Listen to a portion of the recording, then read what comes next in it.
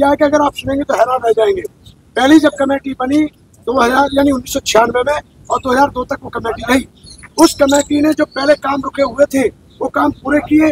जो पहले पदाधिकारी थे जिन्होंने दान का घोटाला किया था, जो चंदा आता था उसका वो ठीक से हिसाब नहीं देते थे, उनके ऊपर जांच करवाई और उसमें कई लोग पदाधिकारी जेल भी गए।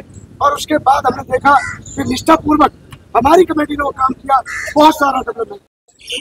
नमस्कार दोस्तों, आज हम दिल्ली के जंतर मंतर में हैं। आप देख रहे हैं कि किस प्रकार से आज दिल्ली में पहली बार जो हमारे महंत साहब है ये और इनके द्वारा जो आंदोलन किया गया, इन्होंने प्रथम बार किया है। तो हम आइए इनसे पूछते हैं कि इससे पहले और इसका क्या उद्देश्य था इस आंदोलन का। सर, इस आंदोलन का उद्देश्य बुद्ध गया महाबोधि विहार को मुक्त कराना ब्राह्मणों के चंगुल से। हाँ। तो कुछ ब्राह्मण कहते हैं कि जो भगवान बुद्ध है वो अवतार है, वो भगवान विष्णु है, वो झूठा प्रचार है। अगर ऐसा कुछ होता तो बुद्ध अपने समय में वो अवतारवाद का खुद खंडन करते हैं। उस समय विष्णु नाम का कोई व्यक्ति ऐसा नहीं हुआ उनके समय में। ये झूठा प्रचार है। पर कई सनातनी हिंदू हैं या हिंदू कह लें, वो मानते हैं कि ये अवतार है। ये नहीं, ऐसे मानने से, उनके मानने से बुद्ध अवतार नहीं हो जाएंगे। तो ये लड़ाई आपकी किससे है, सरकार से है या हिंदुओं से है? मतलब व्यवस्था से है, सरकार और व्यवस्था से लड़ाई है। जो ब्राह्मणवादी व्यवस्था है वो सरकार से लड़ाई है।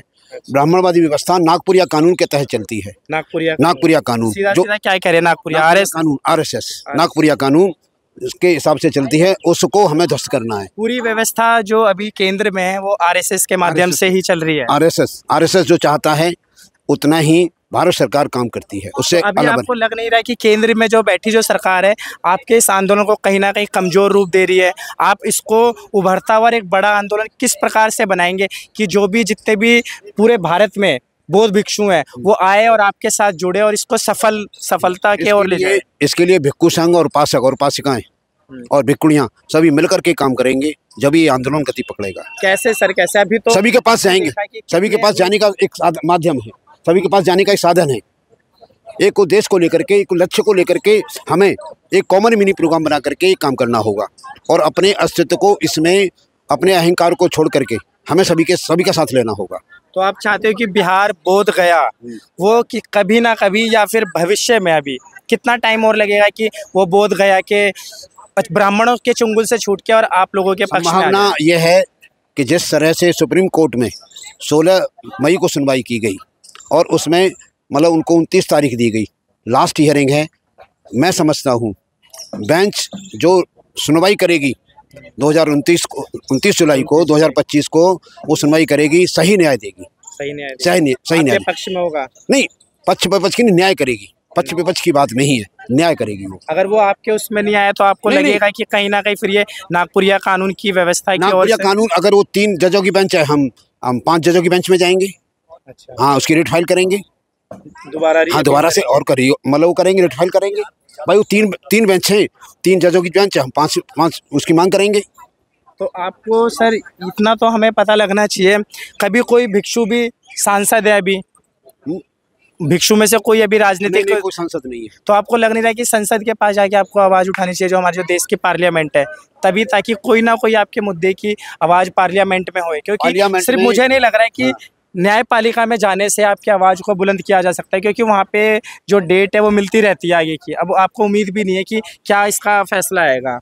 हाँ, जब तक संसद उम्मीद तो सबूतों के आधार पर, आम जो लोग हैं उन तक आप लोगों की आवाज़ नहीं पहुँच नहीं, सबूतों के आधार पर ये स्थान बुद्ध की ज्ञान स्थली है। वो तो सर सबूतों के आधार पर, मतलब सबूत क्या, मतलब ऐतिहासिक और पुरातात्विक आधार पर वो जो है बिल्कुल ज्ञान स्थली बुद्ध की है, बुद्धिस्टों को सौंपना चाहिए। आपने आज आंदोलन किया जंतर मंतर पे और कैसे देखते हैं इसको? ये आंदोलन जो किया गया है ये बुद्धिस्ट मिशन इंडिया के तहत किया गया है। अलीगढ़ की संस्था है जिन्होंने ये आवाज उठाई है और उसके जो कार्यक्रम के मैन आयोजक है, मुख्य आयोजक है वो बंटी बोधी जी है और इनके साथ में इनके भिक्षु की टीम। इन्होंने हमसे कहा था कि आंदोलन होगा उसमें आप आइए, उसमें हम आए। हमने देखा कि आवाज उठती रहनी चाहिए, इसमें बुराई क्या है, क्योंकि न्याय की लड़ाई है, न्याय की लड़ाई मामूली नहीं है और आज की नहीं, ऐतिहासिक लड़ाई है, उसके लिए तो आवाज उठती रहनी चाहिए। नहीं, आप कह रहे वो लड़ाई उठती रहनी चाहिए। लड़ाई तो पिछले 1992 से तो आप और आप बड़े बंदे जी के नेतृत्व लड़ाई जा रही है। क्या कारण है कि 40 साल 35 साल के बावजूद भी सफलता नहीं है? सही कह रहे हैं, बौद्धों के साथ भी बहुत गलत व्यवहार किया जा रहा है। सरकार को भी सोचना चाहिए। या तो ये मान लिया जाए कि बौद्धों की संख्या कम है, लेकिन अब बौद्धों की संख्या दिन प्रतिदिन बढ़ती जा रही है। और मैंने जल्दी में ये भी कहा था कि हम सभी बौद्ध भिक्षु मिलकर के बिहार में काम करें और बिहार की जनता को जागरूक होने की, और वहाँ पे जिस दिन हमारे पास में जाकर 5 लाख लोग हो जाएंगे हो जाएगा। और किसका बंदे भी गैर बौद्ध इसको संभाल रहे हैं। 170 दिन हो गए, वो कह रहे हैं हम बौद्ध हैं, और कहीं ना कहीं वो असफल होते जा रहे हैं। करोड़ों रुपया खर्च हो गया, समाज का अर्थ खर्च हो गया, लाखों लोग वहाँ पहुंचे, लेकिन रिजल्ट डाक के 3 बाद आज वो एक बुद्ध विहार के अंदर सीमित है। बिल्कुल आपने सही कहा। पहले हमारे जो आंदोलन होते थे भिक्षु महासंघ के तहत बहुत अच्छे आंदोलन होते थे, और बुद्धिया मुक्ति आंदोलन एक बहुत बड़ी समिति है, अखिल भारतीय बुद्धिया महाबोधि महाविहार मुक्ति आंदोलन समिति है, 1990 की समिति है।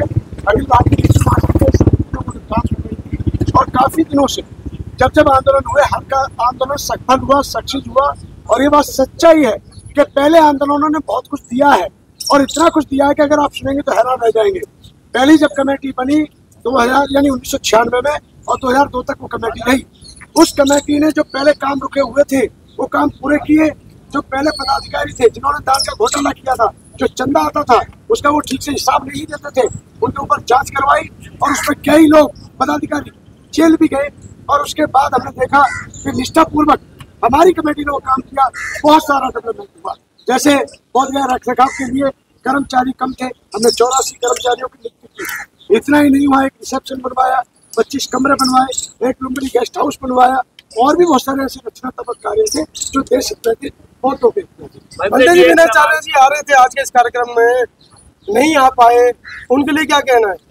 उसकी मुझे जानकारी नहीं है कि मुझे ये पता नहीं था विनयचार्य आ रहे हैं कि नहीं आ रहे हैं। उन्होंने कहा था मैं दिल्ली में हूँ। हाँ, तो दिल्ली में अगर उन्हें जानकारी थी तो उन्हें आना चाहिए था। क्या दिक्कत देखिए, आप चूंकि बार बार भंते फिरोजोती जी कह रहे हैं कि आपकी संस्था है और आप ही का ये ऐलान था कि आप जो है वो ये आंदोलन करेंगे, इस आंदोलन से कितनी संतुष्टि है? शायद जब से भिक्षु आप बने, पहला आंदोलन है आपका, क्या कहना चाहेंगे इस संबंध में? मैं ये कहना चाहूँगा, ये मेरा पहला आंदोलन नहीं। मैंने इससे पहले पंछी झंडा यात्रा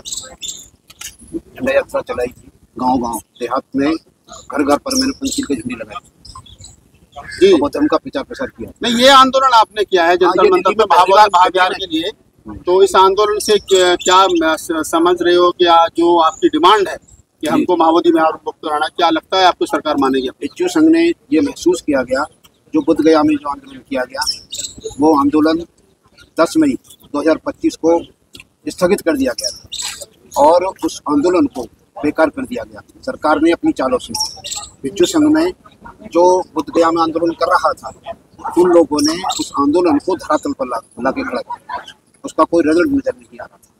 इसीलिए हम लोगों को, भिक्षु संघ को ये महसूस हुआ, निराश हुए कि भाई हम इस आंदोलन को अब बुद्ध गया नहीं, दिल्ली में आंदोलन इसकी शुरुआत करते हैं। अगला कदम क्या है? सरकार नहीं मानती। अगर सरकार 29 जुलाई को सुप्रीम कोर्ट में सुनवाई है, यदि सरकार कोर्ट में सही तरीके से न्याय नहीं देती, तो उसके बाद एक जन आंदोलन के रूप में भिक्षु संघ फिर से करेंगे। चलिए, होगा।